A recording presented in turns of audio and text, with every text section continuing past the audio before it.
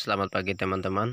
Provinsi Nusa Tenggara Timur menghimbau agar masyarakat selalu waspada terkait virus corona atau yang disebut dengan COVID-19.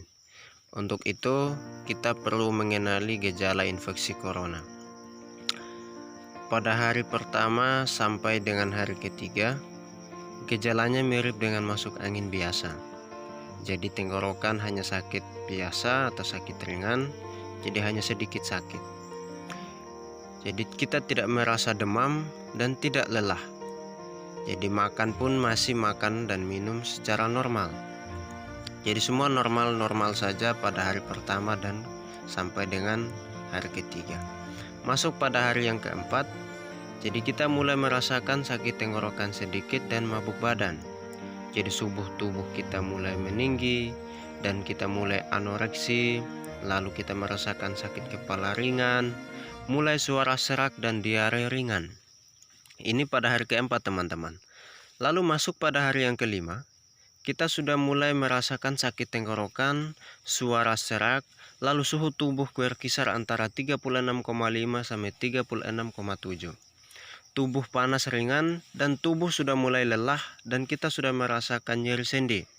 Jadi tahap ini sulit dikenali sebagai infeksi dingin atau koroner. Jadi kita perlu berwaspada. Lalu masuk pada hari yang keenam. Mulai demam ringan. Jadi suhu tubuh kita sudah mencapai 37. Batuk dengan lendir atau batuk ringan. Jadi kita mulai kelelahan, mual, sesekali sulit bernafas.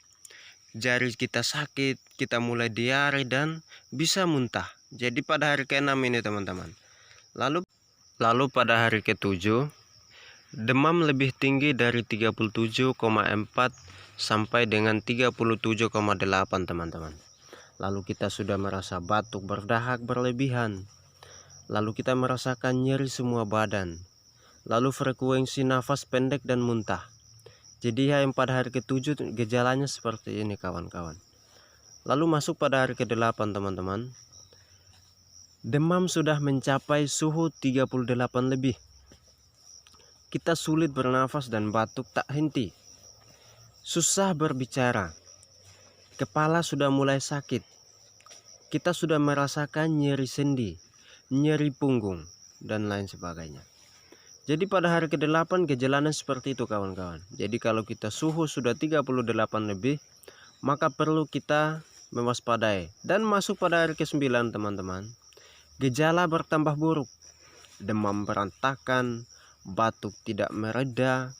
Meski sudah berusaha, masih kesulitan bernafas. Jika sudah demikian teman-teman, maka kita perlu melakukan tes darah dan ronsen. Paru-paru harus diambil untuk diperiksa agar kita mengetahui apakah kita positif corona atau tidak. Kita perlu waspada terhadap benda yang ada di lingkungan kita teman-teman. Benda yang dimaksud adalah pada plastik virus corona bisa bertahan kurang lebih 2-3 hari. Dan pada kertas virus tersebut bisa bertahan kurang lebih 4-5 hari. Lalu pada kaca juga virus bisa menempel kurang lebih selama 4 hari. Lalu pada kayu virus juga bisa menempel atau hinggap selama 4 hari. Lalu pada besi juga virus bertahan kurang lebih 2-3 hari. Lalu pada kardus bisa bertahan kurang lebih 24 jam. Dan juga di sarung tangan operasi atau medis bertahan kurang lebih 8 jam.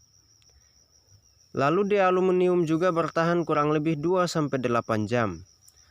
Dan di tembaga juga bertahan 4 jam. Dan yang terakhir adalah di udara bisa bertahan 3 jam. Jadi virus bertahan di berbagai tempat teman-teman. Jadi semua bentuk benda, semua bentuk apapun itu, virus bertahan dengan jangka yang cukup lama teman-teman. Jadi kita perlu waspada dan waspada. Makanya diberitahukan agar kita selalu mengisolasikan diri di rumah, agar kita terjauh dari penyebaran virus corona.